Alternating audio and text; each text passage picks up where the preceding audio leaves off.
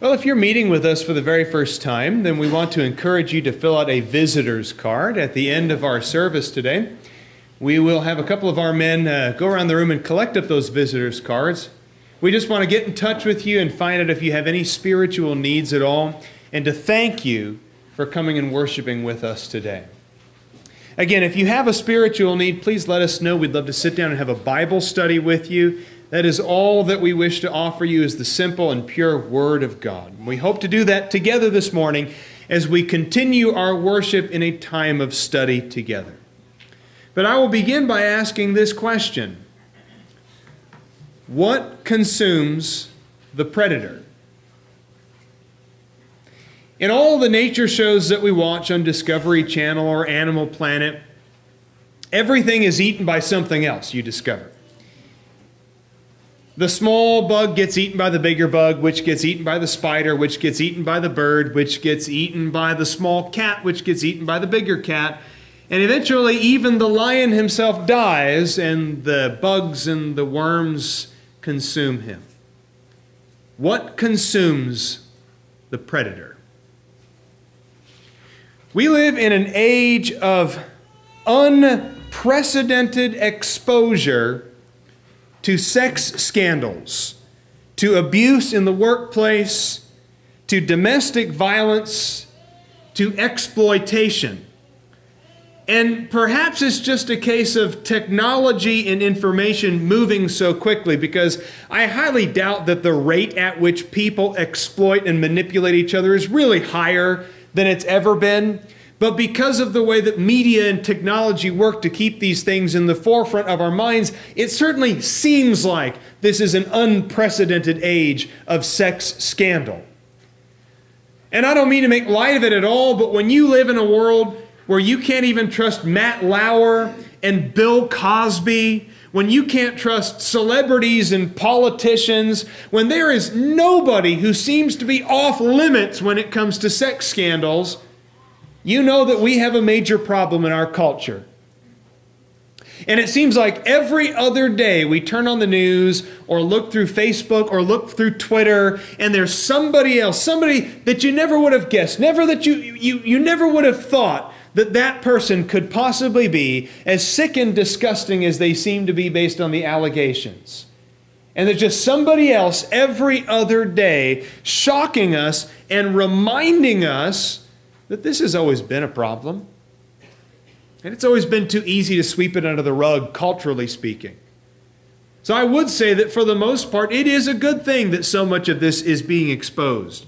To me, the only negative is that we are thinking about it all the time, and it seems to be pushed upon us and thrust upon us. It's in our faces, in our news feeds, and it becomes a very uncomfortable process for a culture to realize just how depraved it's become. It's an uncomfortable process for a culture. Individuals who once bought into their own power and sense of invincibility, who fit quite naturally into the role of predators, have been consumed and destroyed by their own sins. And you take politicians and celebrities and powerful people in Hollywood like the Harvey Weinsteins of the world or the Matt Lauers of the world, people who are allowed to run the show because they get the job done, because they're the ones who have they're the gatekeepers of celebrity and fame and status and power and government contracts and money changing hands. These people have always believed that they're just invincible and immune to all of this. And suddenly, they're not anymore. And you find out just how salacious they are behind the scenes, and they disgust us. And I think it disgusts us that we give so much power and credibility and popularity to people like this. It disgusts us as a culture. And it ought to.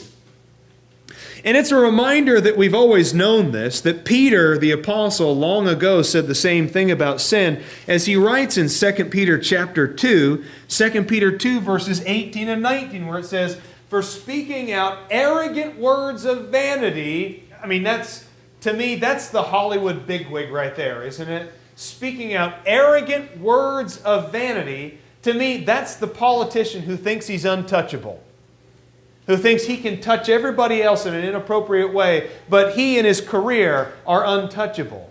speaking out arrogant words of vanity. That's the preacher. That's the elder. That's the church leader who thinks that because of his position in the congregation that he can take advantage of people and nobody else will believe the one making the accusations, that he is invincible in people's eyes. Speaking out arrogant words of vanity, they entice by fleshly desires, by sensuality, those who barely escape from the ones who live in error, promising them freedom, notice this here, while they themselves are slaves of corruption. For by what a man is overcome, by this he is enslaved. Now, in a monetary sense, don't feel bad for people like Matt Lauer. Matt Lauer had a contract with NBC that was upwards of $20 million a year. He's going to be fine. But spiritually, maybe not. Probably not. Ever. As long as he continues living the way that he apparently was living. Don't feel sorry for the celebrities and the politicians who get caught up in the sex scandals. Don't feel sorry for them. They'll be okay financially speaking. It's their souls that are really worrisome. And I love the way Peter puts it. The very thing that you foist upon other people, the very thing that you think is yours at your disposal, the power that you think that you have, that's the thing that enslaves you and corrupts you and ends up destroying you. That's the thing that consumes the predator. Of course, with all that being said, it's very easy and convenient for us to vent our collective spleen at lewd and abusive celebrities and politicians and neighborhood sex offenders, because we can always keep them at arm's length. It's always an us versus them thing. Sex scandals are always things that they do to other people. Sex offenders in our neighborhoods, it's always something they do to other people. And we can keep them at arm's length because it's just easier and more convenient not to think about the sin that's in our own lives. And maybe that's the reason why our culture revels in it. Because as long as there is somebody nasty out there doing nasty things to other people, then we can feel a little bit better about the slightly less nasty things that we do to people. Bill Cosby's a monster. At least if any of those many allegations are true. And I can never watch the Bill Cosby Show again, and I can't listen to any of his stand-up comedy anymore. He's a monster. But you know what? I can be a monster too. I can be a real monster. Not the same way as him, but it is no less damaging when I allow my sins to run my life and when I allow my sins to hurt the people that I care about, to ruin my reputation and ruin my ability to be a light in this community and preach the gospel. My sins can be just as damaging. I can be a real monster sometimes. And recognizing the false advertisement of sin in my life is a much more productive way to combat it than always accusing other people and pointing out their sins and the mistakes that they have made. We must learn to identify the great lie that infects all perpetrators of sins. Not just sexual predators and child molesters, not just the celebrity caught up in a scandal, but when I am also a perpetrator of sin. And this is the lie that it foists upon us. That everybody in this world is either a predator or prey, and it is better to be the predator because it ensures both my satisfaction and my continued survival. All of that is a lie. The fact is that there are no such thing as predators and prey. We are all prey of only one great predator. We are all prey of the one great predator who seeks our ultimate spiritual destruction. And the Bible paints that picture of sin. And I think human experience also paints that picture of sin. Now, what I mean by human experience, or the witness of human experience, is that when you look at sin in people's lives, it doesn't take long to realize what its effects are. That sin does destroy us. Sin is the salt water that we guzzle and guzzle and guzzle. It's the very thing that's killing us. And it is the very thing that guarantees that you will become the prey when the great predator, Satan, comes prowling about like a roaring lion in 1 Peter chapter 5. That's what the sinner forgets about, right? That's what the sinner forgets about. The sinner forgets that he is being hunted by somebody else out there. And just like in any nature show, the little bug gets eaten by the bigger bug, which gets eaten by the spider, which gets eaten by the bird, which gets eaten by... We're all being preyed upon. And just because you prey upon somebody weaker or smaller or poorer than you, that doesn't guarantee you any kind of safety whatsoever. It's a myth. It's an illusion that the predator tends to feel. And exploitation always leads down the same path of destruction for both predator and prey, at least as we see them.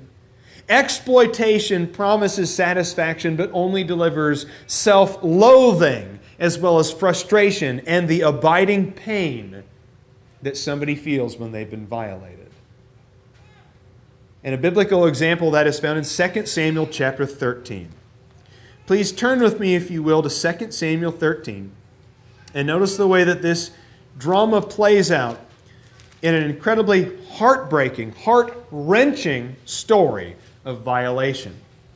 2 Samuel chapter 13 begins in verse 1 here. Now it was after this that Absalom, the son of David, had a beautiful sister whose name was Tamar. And Amnon, the son of David, loved her. That would be her half-brother, a son by a different wife. Now Amnon was so frustrated because of his sister Tamar, and I don't think our English word frustrated really gives the sense of what was going on there. He pined away for her in a most inappropriate way. He was frustrated because he had a sexual desire for someone he was not legally allowed to be married to. That he could not express that sexual desire in a way that was productive or wholesome or holy or even legal. And he was frustrated by it. Vexed might be a better word for it there.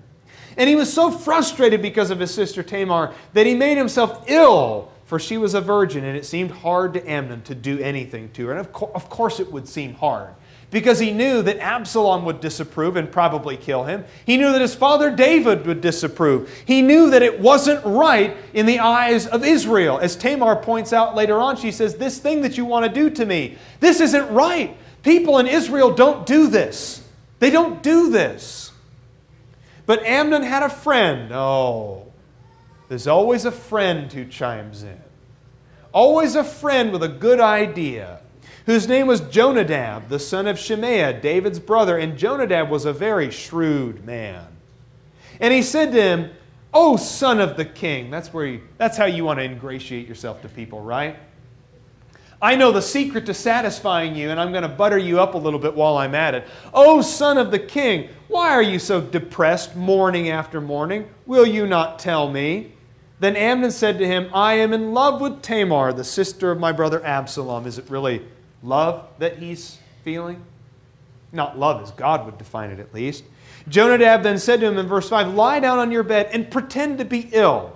When your father comes to see you, say to him, 'Please let my sister Tamar come and give me some food to eat, and let her prepare the food in my sight, that I may see it and eat from her hand.'" So Amnon lay down and pretended to be ill. When the king came to him, he said exactly what he was told. In verse 7, David sent to the house for Tamar, saying, "Go now to your brother Amnon's house and prepare food for him."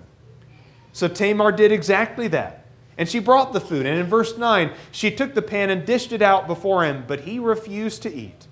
And Amnon said, "Have everyone go out from me." So everyone went out from him. And I think one warning here. One warning to everybody, but in particular to the young women in our congregation. Any interaction that you have with people out there in the world, whether it be a boss or a teacher or somebody who you think is a gatekeeper to fame, fortune, celebrity, and success in your career field, there is no right time to be alone with that person. We need to be wary enough of people that when he asks others to leave the room, that we're wary enough of that situation to have our eyes open to what's going on around us. We need to be aware of that.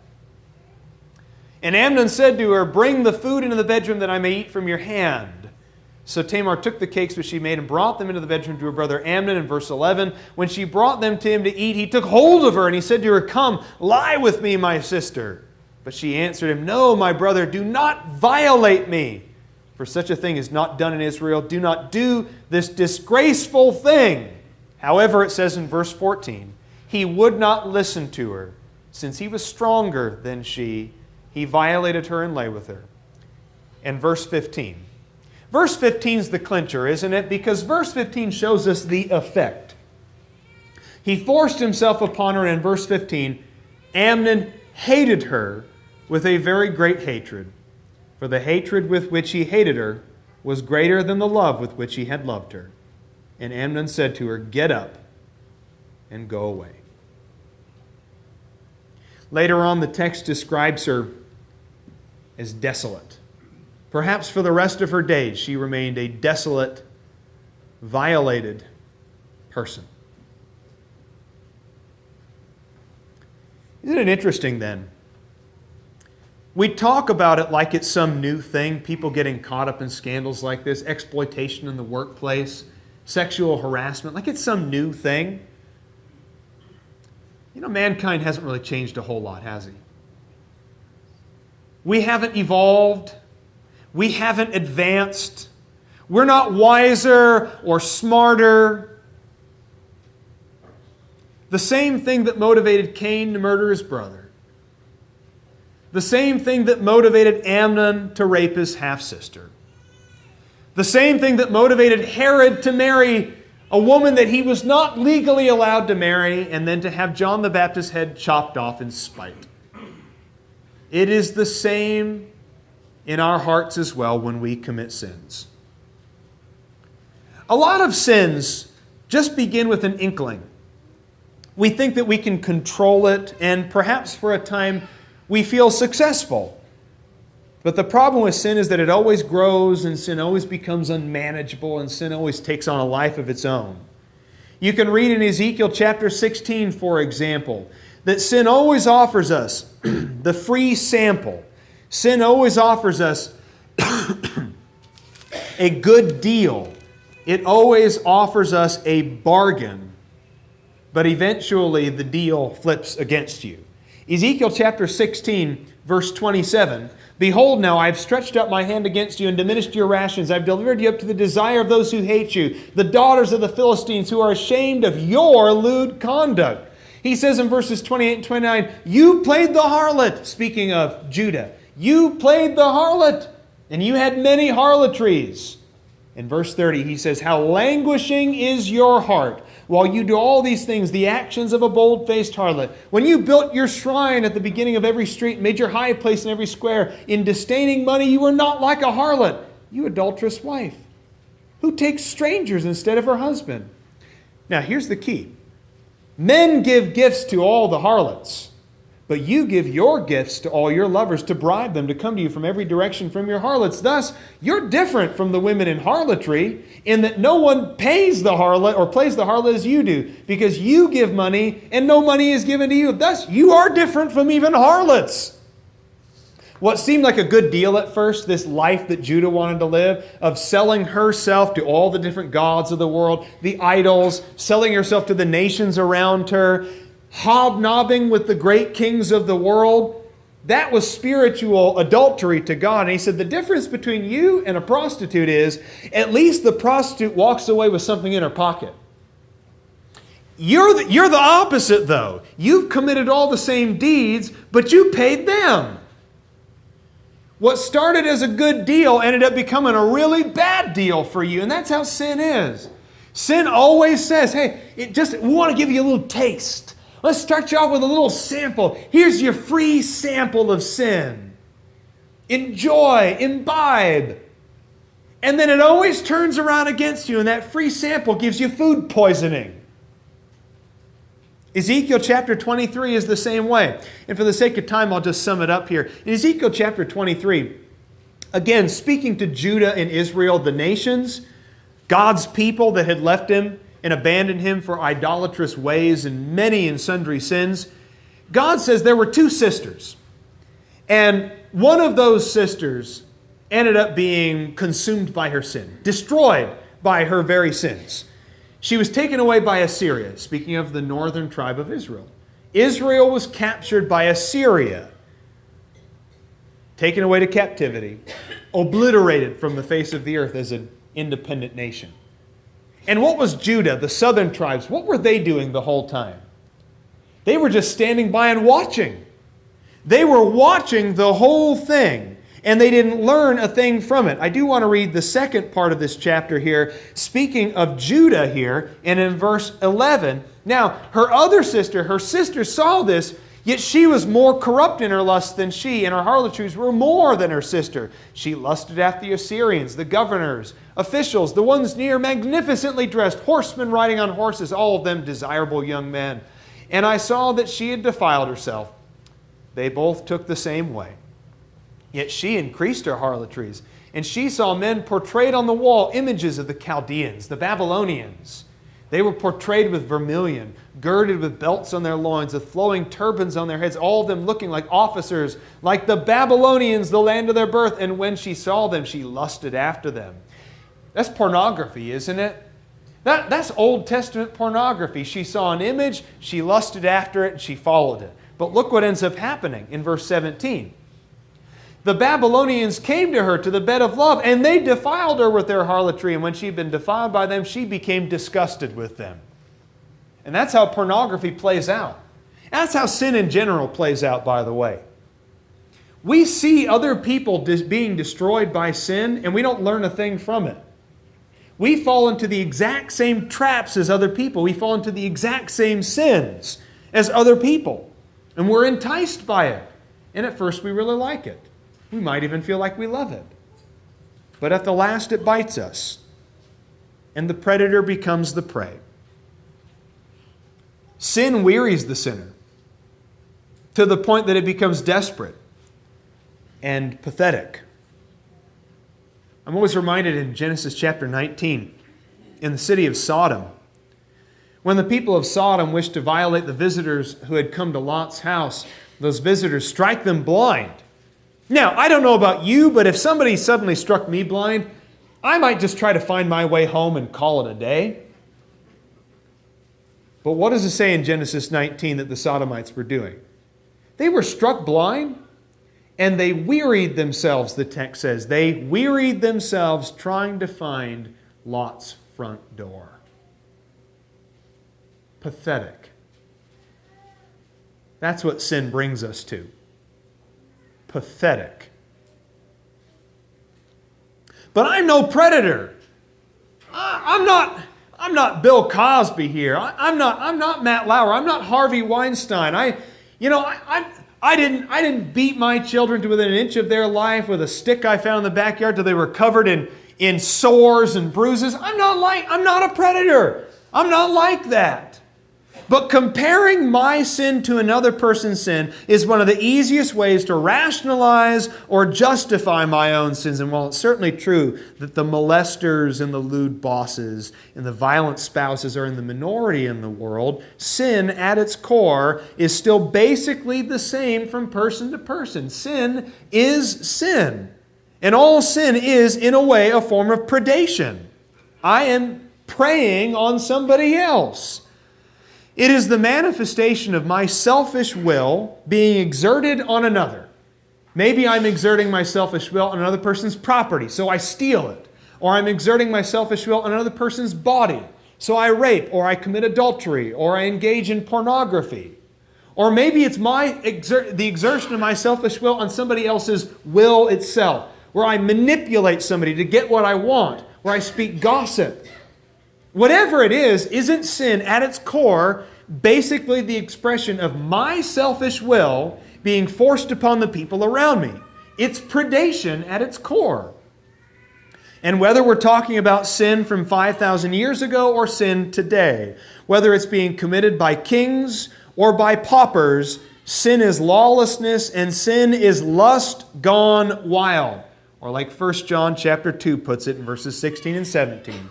It's the lust of the eyes, and the lust of the flesh, and the boastful pride of life. So we must ask the question, how do we escape from our own web that we create?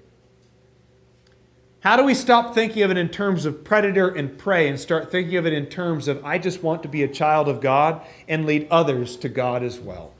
There is no predator-prey relationship when it comes to that. Because if we are all the prey of Satan, if we're all at risk of being consumed by him, then as it turns out, all of humanity is on the same team, or at least all of humanity ought to be on the same team. I will give you 3 things to think about then, 3 tips on how to escape from your own web of sin. The first is this: start picking those calluses off.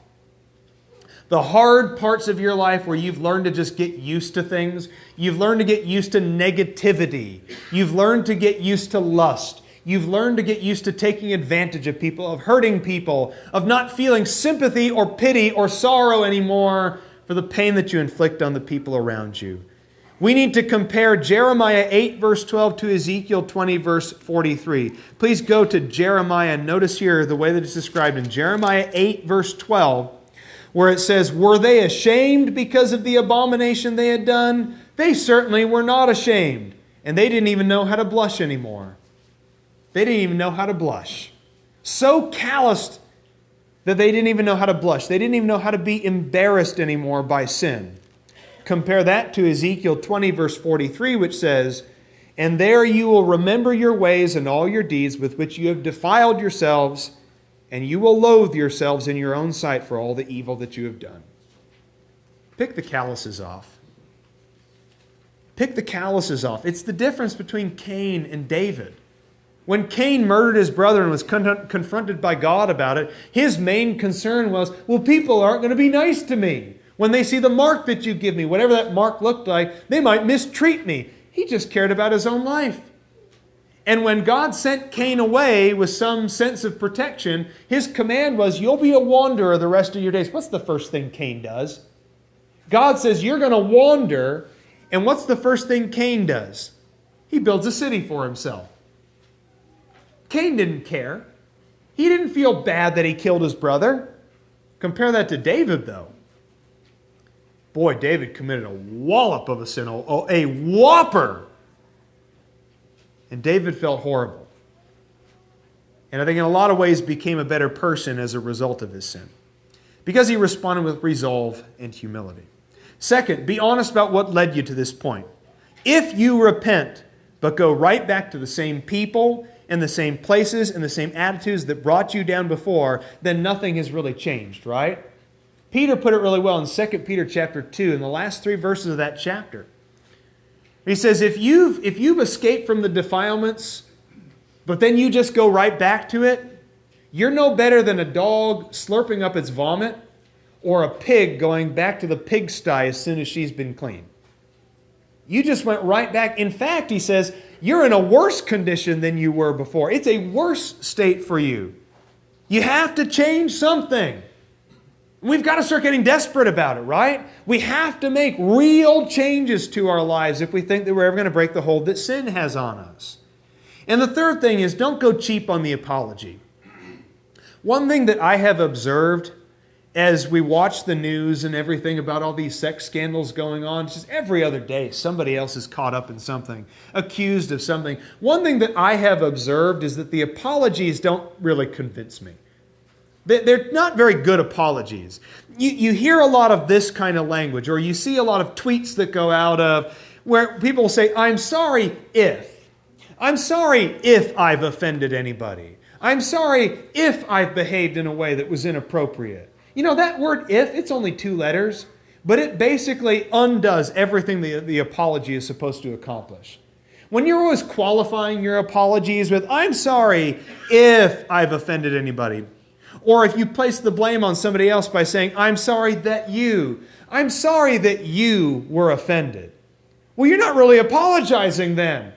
All you're doing is putting the blame on somebody else, because it's not my fault if you're offended. I'm sorry if you were offended. I'm sorry if you misunderstood my physical advances. I'm sorry if you didn't understand that that's just how I am around women, or that's just my sense of humor. I'm sorry that you took offense. That's not an apology. It's not an apology. And the last point I want to make is this, and this is probably the hardest thing that I need to say today. And I'm sorry if it gets uncomfortable, if it hasn't been uncomfortable yet. We've got to talk about this, though. When this stuff is being thrown at you all the time, and we live in a world of people who think that they're predators, and they see our children as prey, we need to say some of these things. We need to say these things. To our kids here, I have something important that I want you to know. Nobody loves you more than your family. No, nobody loves you more than your mother and your father. And anybody who makes a claim to that love is lying to you. Nobody cares about your best interest more than your mother and father do. Don't listen to them. Don't listen to the lies of the world. Nobody will nurture you when you fall like your parents will. Nobody will build you back up. When the world tears you down and takes advantage of you and wants to take what is most precious to you and abuse it and waste it, nobody will be there to build you back up like your mother and father will. Like the father of the prodigal son who had his arms wide open. That son was expecting to come home. He was expecting to come home and live as a servant the rest of his life, a worthless individual in his father's eyes, and his father's arms were wide open. Nobody will care about you like your parents will. Nobody has so much power over the direction of your life to demand anything sexual from you. Your success in a career or any other pursuit for that matter is not going to be made or broken because of some person who claims to be the gatekeeper to it. Nobody has that much power over you to demand that from you. Not a teacher, not a professor, not a boss.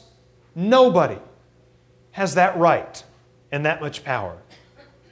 And if success can only be achieved through allowing yourself to be exploited, which I highly doubt, by the way, then that success isn't worth it. And finally, monsters waived their right to privilege and privacy. They waived their right to privilege and privacy. And if anybody ever does anything to you that is inappropriate, you tell your parents and you call the police. I'm sorry, but I'm not sorry. Molesters and abusers, sexual harassers, when they chose that path for themselves, when they chose that that was going to be their life, they waived their right to any privilege or privacy. You call the police and you tell your parents about it. This is a difficult thing to talk about. But the whole rest of the world's talking about it right now. The whole rest of the world is talking about it. And we need to have an answer as well. Here's the truly beautiful thing. No matter what you've done with your life, no matter how much of a monster you've been, if you have in fact been the monster that sin has made you to be, nobody is beyond repentance and forgiveness. Nobody. Now you might have to live with consequences for the rest of your life, but in God's eyes you will be washed clean and you'll have a home in heaven. No matter what you've done, the power and the blood of Jesus Christ is that powerful to change your life from a monster to a saint. Whatever spiritual need you have, please let it be known by coming forward as we stand and sing.